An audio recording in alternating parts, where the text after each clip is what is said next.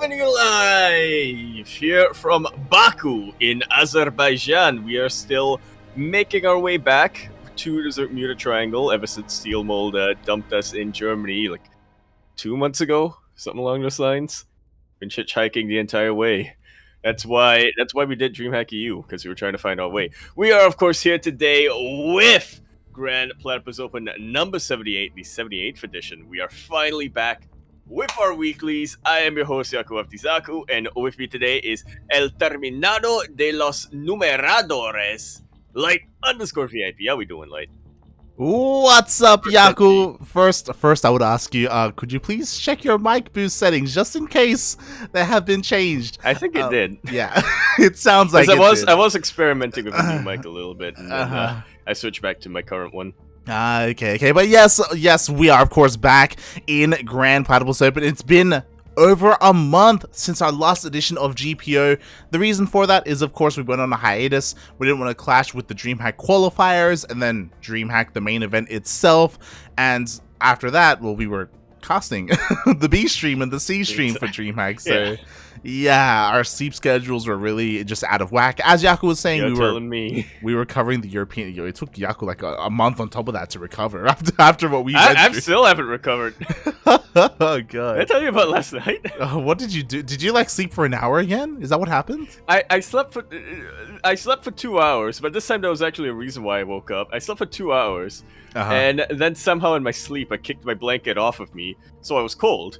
And I thought, okay, well, let me get up and pick up the blanket. And I was like, you know what? Since I'm up and since I'm checking the time on my phone, I might as well look at Discord and see what's going on there. That was a terrible mistake. I was awake for the next 7 hours and then slept for about 3 more hours.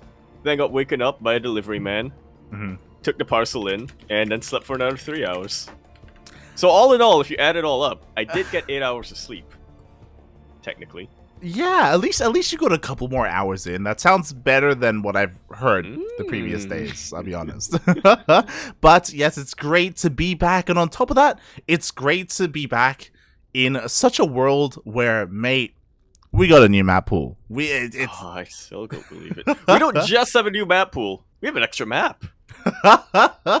The latter does, we don't. Well, I mean, yes, Beckett is not going to be a part of today's tournament. It is not a part of the map pool in our eyes, but yeah, it's there on the ladder. Get out of here, Beckett. Also, before we get too far ahead of ourselves, I want to give a massive shout out to Apoptosis and Chicken Man and the whole Goblin crew over there. Thank you so much for the raid, a massive raid as well, like 400 plus people. Thank you so much. Thank you so much for the raid. Yeah, welcome now to the Grand Platypus Open and to the Cranky Ducklings. Yeah, I hope you guys had a good time over there with team games, or just a straight up ladder session. Here we are in this weekly tournament where we have players from Southeast Asia and Oceania duke it out, like these two very players that you can see on the screen right here, right now. We're getting the lobby set up for a bit of Aussie on Aussie action, mate. Oh my. Which we haven't had in a while here. Or we haven't casted in a while. I kind of feel like ever since ANZ Champs, each Grand Platypus Open, we'd have like the one token Australian / Kiwi player sign up. And, thankfully we were able to whip Oreo and Starduck into shape. So at least we can count on those two most Grand Platypus Opens. But yeah, apart from that, we usually, every now and then we'll have Pezz sign up. Every now and then we'll have Azure sign up. This week, we've got both. Yeah, and usually they face, Azure faces Gogo Joey. Right off the bat. Exactly, so it's great to see a little bit of diversity here. I was also a little bit concerned that we weren't going to be able to see many Australian players because I know that there's a massive Dota, scrim happening at the moment with, Igus and Huts, and I think Starduck is a part of it as well. So I was like, I don't know if they're going to be able to play, but it looks like, for us, they have shown up, so I appreciate it. Unless the scrim ended for them. Nah, it's still going. It's still going. Early. Oh my. Well then, that is something we're gonna have to keep our eyes on as we kick things off here on Hardwire. LE, we're in the top right-hand corner map, spawning all the way in the top right-hand corner. We have the purple Protoss player, the king of alliteration himself. He is coming out from around the land of Sydney. Representing himself, he is the purple Protoss player, Pezz. And spawning in the bottom left-hand corner of Hardwire LE, we have Hardwire for the very first time here on the Cranky Ducklings. We have the Australian Terran player representing Opus V. It is Azure.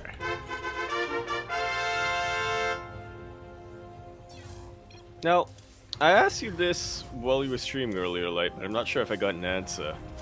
Does Hardwire not seem like Beckett Industries minus the speed zones? No, not at all. What?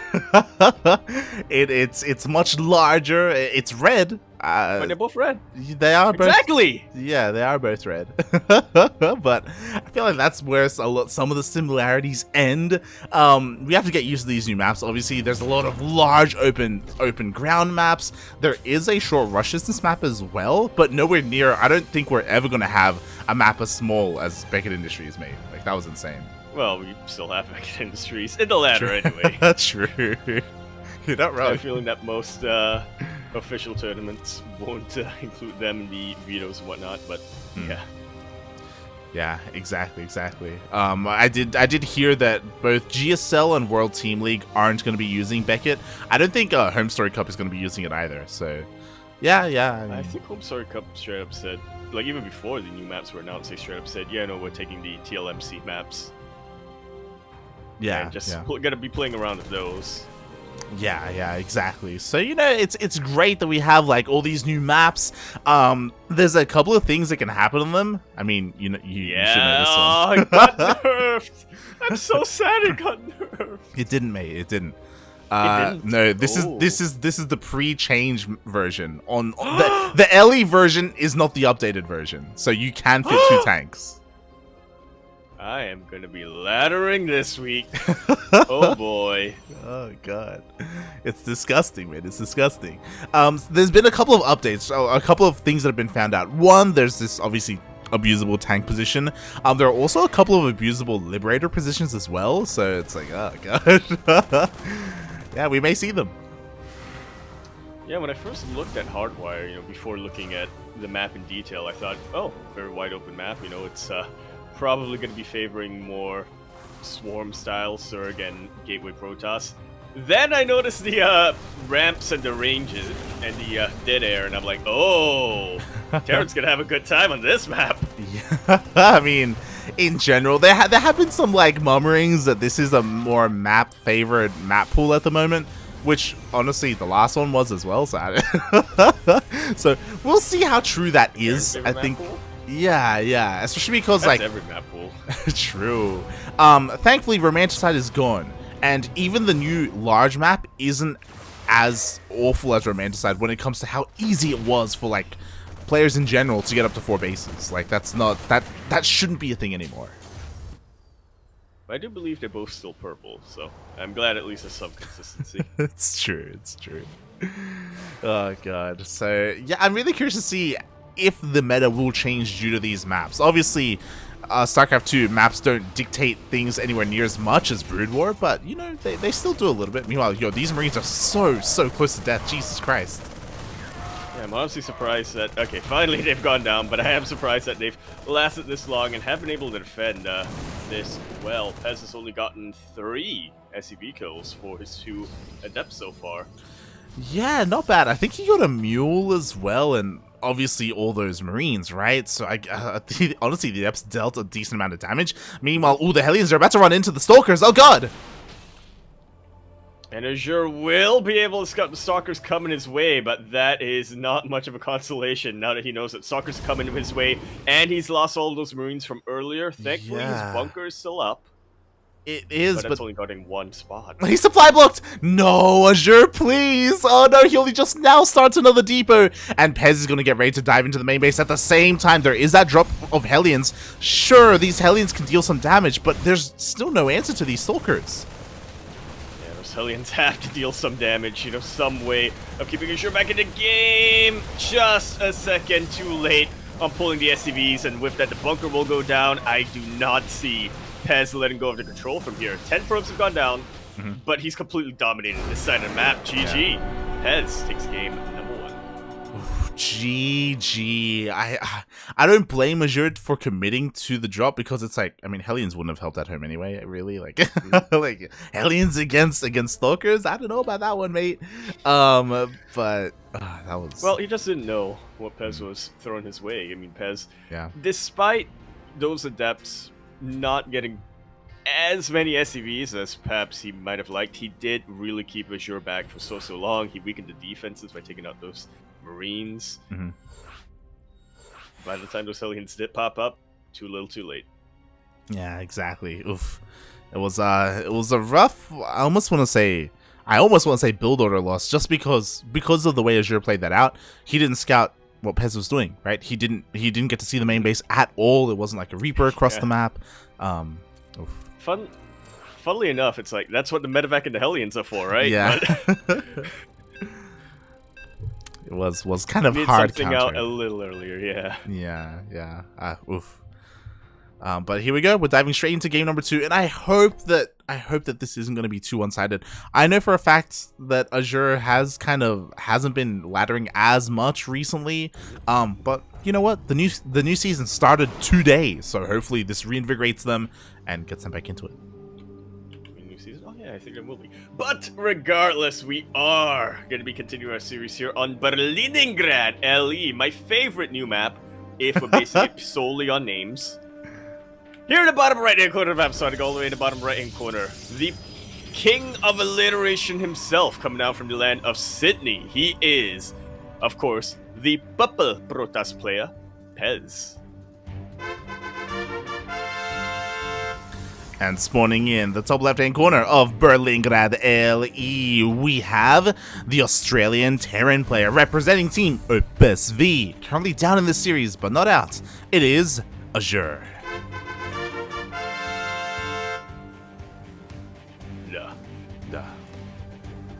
Oh no! I just realized what this map is gonna do, mate. You're gonna go full Dutch God on this, aren't you? See. Oh god, we're in Berlin, mate. Again, you've been there before. Yeah. Hey, these goddamn dogs. Oh god, I guess you go ahead. Yeah, I haven't played much on this map. I've literally only played one game, and it was a TvZ, but so far, it is my favorite. Have you heard of what these dogs actually mean? And what they represent? I haven't. No. What they actually affect game-wise is that, I don't know if you noticed, but these dogs are not targetable. They cannot be killed. Yeah. Yes, and because of that, they affect a couple of things. The most obvious one is that they affect cannon rushes. There's now added RNG because now these dogs can get in the way and make it more difficult to throw down pylons and wall off and all that. Oh. Yeah. They're good boys. They protect from cannon rushes and proxies. Oh, well, specifically cannon rushes. Oh no! There are a couple of dogs in like proxy locations, I suppose. Speaking of which, Azure goes for the factory, and Pezz does as well, scouting it immediately. Feels bad, man. Pezz, reading Azure like a book, goes for a probe scout, confirms the factory. He may even deny the factory as okay, the factory should finish at least, right? Yeah. The SCV finally exposing itself, but it's a little too late for the probe to really be able to deny anything. Azure is committed, by the way. He's sending another SCV down somewhere to build a starport, I have to assume. Yeah, I'm surprised. Yeah, there it is. The proxy starport as well. I'm a little bit concerned. We'll see how good the micro is here from Pezz. Obviously, he can try and out micro the Widmine, but just gets out of range. Yeah, like with the shade, he can bait out the Widmine shot as well, depending on how he times it. He's gonna try, like so. Oh, just a little mistimed. Yeah, a little bit mistimed there. Feels bad, man. But again, because of that, like, these Widowmines, they're gonna have a hard time, one, getting to the medevac, two, actually dealing damage. It looked like one Widowmine tried to sneak away, but was not to be the case this time. Pezz did time out the Widowmine shot much better, like so. Beautiful. And is able to deal with this. Oh, Beautifully done. One Widowmine already went down. It looks like the second will as well, unless the medevac comes in. No, the medevac's not going to come out in time. Oh god, oh god. Oh, he's trying to bait the shade. He's trying to bait the shade, and he does. But I feel like that's a little too late at this point. Pezz has already scouted Starport. Yeah. And it's only one Widowmine, and sure, it's got. Oh no! It doesn't have a shot. It doesn't. Oh. Okay, here we go. We have a second Widowmine coming out. But again, Pezz, he lost one Adept for 2 Widowmines. I'm sure he's perfectly fine with that trade. But again, Azure, he just can't get this drop anywhere near the base. He really can't. He's trying to bait out the Phoenixes now, but Pezz just ain't falling for it quite yet. Oh my god. And it looks like one Widowmine shot will go off, but it's not enough to take out the Phoenixes. Now the Phoenixes are chasing this drop all the way back home, and this proxy, there was so much investment. There's a Thor! What? Yo, Thor drop! Let's go! Honestly, yeah, supported with a couple of Marines can really deal a ton of damage to the Phoenixes, and this is actually pretty smart from Azure. He knows that Pezz is invested in that Stargate. He is, but didn't get to talk about it. Yeah, that Thor can really do wonders unless Azure suddenly switches into Void Rays. Yeah. So far, he isn't. Exactly, we just have nothing but mass Phoenix. And Phoenixes, they do have a place in this, and Adepts can do well against these Marines. Bearing in mind, there is no tech lab, so the Marines do not have any upgrades. Ooh, one shot immediately goes off. 2 Phoenixes get picked off just like that. Another one severely weakened. That Viking just needs to get in range. The Thor has finished. Yo, let's go. The boys are being pulled. I'm getting full Skylar vibes right now. Azure just trying to throw the kitchen sink at Pezz. And mate, it could work. The shoe batteries aren't done. I think it's actually gonna work. Azure, he needs to go now. He needs to go right now. Exactly. If he waits a little bit too much longer. Oh my god, that was a pylon. There's only one shield battery? Question mark? Shield battery plus overcharge. I don't think that's gonna be enough. That depends. It could potentially be, depending on how well Pezz is able to position his army relative to Azure's. But so far, Azure, he's using his SCVs to buffer. He's repairing his Thor. And everything is finally getting into position. He's even juggling that Thor. Yeah, so he gets the best possible position. Exactly. It's taking him a while to break through, though. Again, we have a couple more shield batteries on the way. We have plenty of energy on this Nexus. Pezz is being so patient with how he engages this. But again, there's just so much bio. The Robo gets depowered too. Gateways get taken out as well. There's no more production here for Pezz.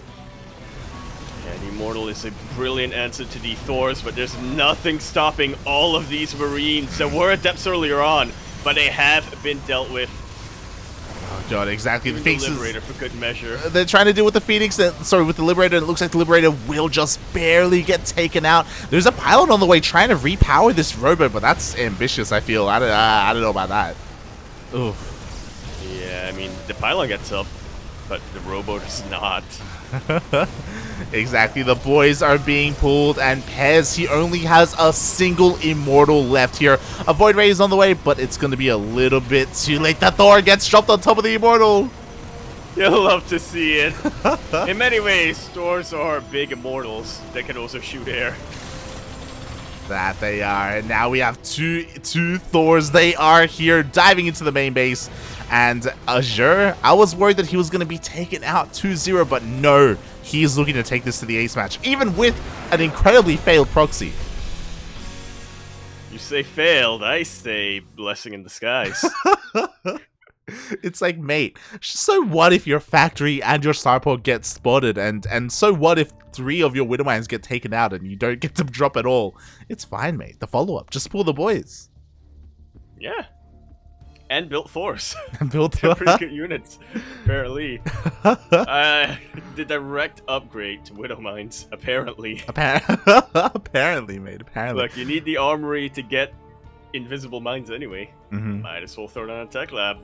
Yeah, that was beautiful. That was a beautiful transition there by Azure. Well done, and now we are going to that ace match. Indeed, we are. A map that is actually reminding me a lot of... Christ, what was that map back in the day? Not Neo Violet Square. Blackpink, there we go. That was a good map. Yeah, like visually there are some similarities there, not just because of the pink, but also because of the ground itself, right? That kind of like industrial look. Yeah, very reminiscent indeed, and very unique here as well.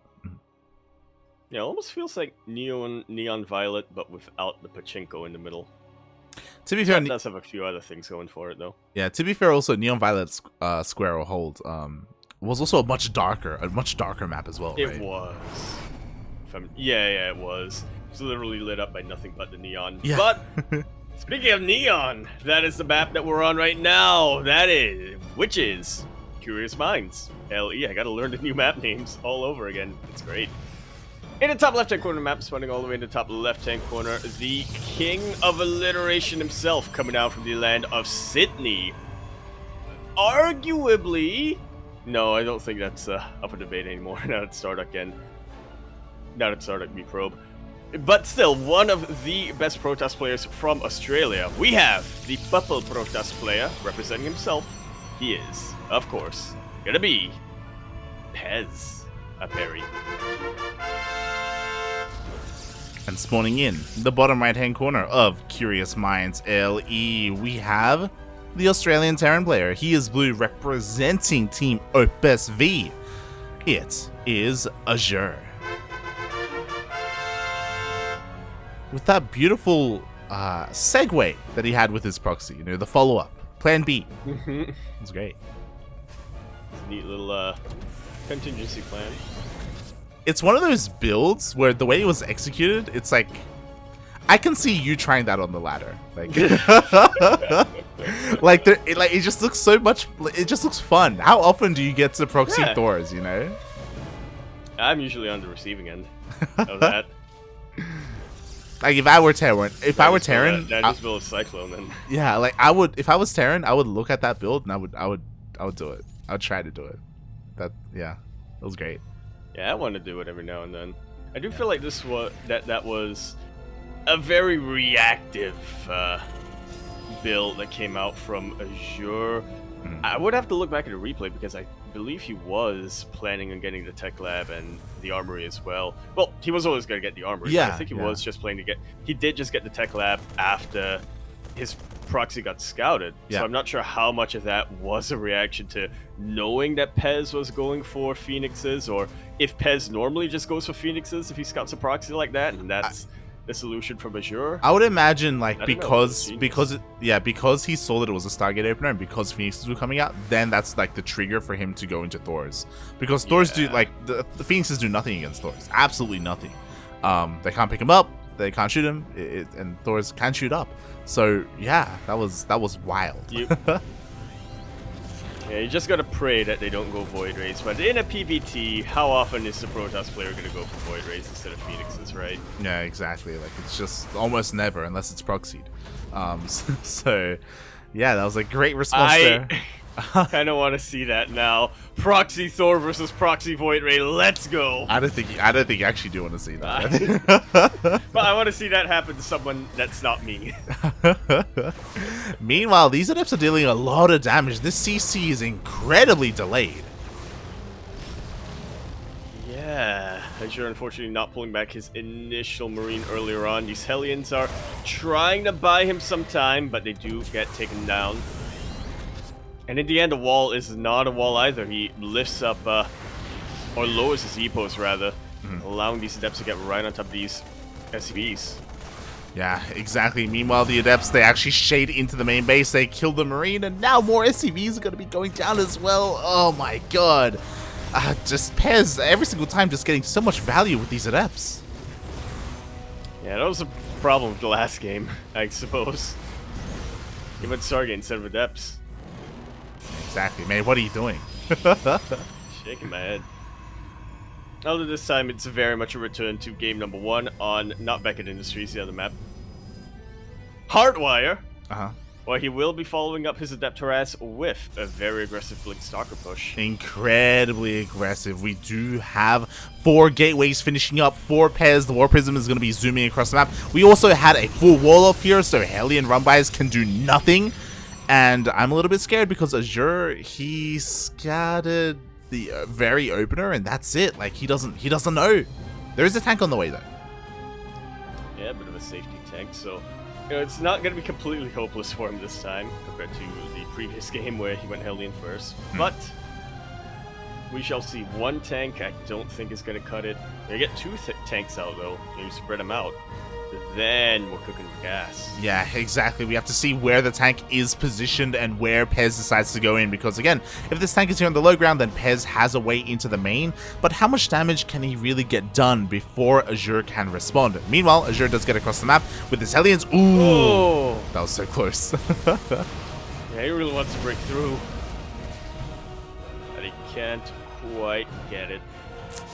Man, there's no tank. Very least distracts Pezz a little bit. Yeah, the tank unfortunately not out yet. The stalkers are on top of the factory. They could snipe the tank. Oh god! Tank comes out, but luckily it does go out towards the northern side, so the tank gets saved. The boys are being pulled, and this is enough for Azure to force Pezz back. Whew. So we are going to get a bit of a longer game here, which is kind of a shame. The last two games did end so quickly. I personally am a huge fan of Azure's mid game when it comes to TvP, where he'll just be harassing from every single angle of the map. He'll have a push towards the south and a drop in the north. Oh yeah, you'll love to see it. But now I think we're finally going to be getting into a game like that. Yeah, game 1 and game 2, it was like a knife fight. Like, you don't see that too often in this matchup, but it was insane. Meanwhile, 41% with 4 stalkers gets taken out. Azure does not have to worry about stalker harass for quite some time, to say the least. Mate, that's a huge weight off of Azure's shoulders. Now he can focus on his macro, he can focus on his push. What's important is that we still don't see a third CC here for Azure. We should see it relatively soon. Meanwhile, Pezz is taking his third base, and god, he really doesn't have a lot going for him at the moment. It's going to take a while for him to really ramp up and get those glosses out. But I think he's going to have more than enough time for that, because Azure's starport has been incredibly delayed. He does have stim, he does have combat shield, he's got his upgrades on the way, but he can't actually push without medevacs, at least not yet. And it is going to take a while. He's going to be building them too instead of add-on switching, which is definitely an option here for Terran when you know that you do want to still have a lot of marine production, but again, it just delays those medevacs for a bit longer. Yeah, exactly. As you said, like the starport itself and this add-on, because of this, like Pezz, like he's safe at home. Like he's even saying this himself with this observer. He's trying to keep it alive, but wasn't quite fast enough with the reaction. But again, like Pezz, like he was free to take this third base and to probe it up, and just in case, like he even had these stalkers waiting outside the bases for whenever Azure did decide to move out. Which is going to be pretty soon. Medevacs are in production right now. Azure just sort of setting himself up, doesn't want to go for a big push yet. I'm keeping my eyes on that third base of Pezz. It looked a little bit vulnerable earlier on. There's only a single shield battery now, and it's in a very exposed location too. Oh yeah, incredibly so. Even though Azure is setting himself up to take a third base, I can't wait for those medevacs to pop out and for drops to move out across the map here. Because whether it's a third base or even the main base, like there are some exposed places, and honestly, Pezz, like he lost his observer and he doesn't have that much vision surrounding his bases. He does not. Sure, scouting around the periphery, the perimeter of oh my god, Pezz's bases. He doesn't get into the natural base. Does see that the Robo is producing, but I don't think he's seen the Colossus just yet. Now he should. Yep. Yeah. Lasers do reveal themselves. Meanwhile, finally, this is what I was waiting for. Like, this map does have the Zonaga towers, so it's especially when you have map control, you should probably be taking them. They do. Yeah, so now Pezz has control of at least the northern tower, so it will be a little bit more difficult for a drop to slip by. Meanwhile, we may not even see it drop because, with 5 tanks, like, this is still a pretty strong push. Oh, it definitely can be. But it is a very marine-heavy army regardless. Yeah. I'm thinking Azure just doesn't really want to take his chances yet. He would rather wait for his next phase attack and probably try to harass with some drops in the meantime. Well, he'd like to harass with drops, but as you were saying, that Zelnaga tower has been taken. Yeah, they both have, unfortunately, so Azure is just stuck at home.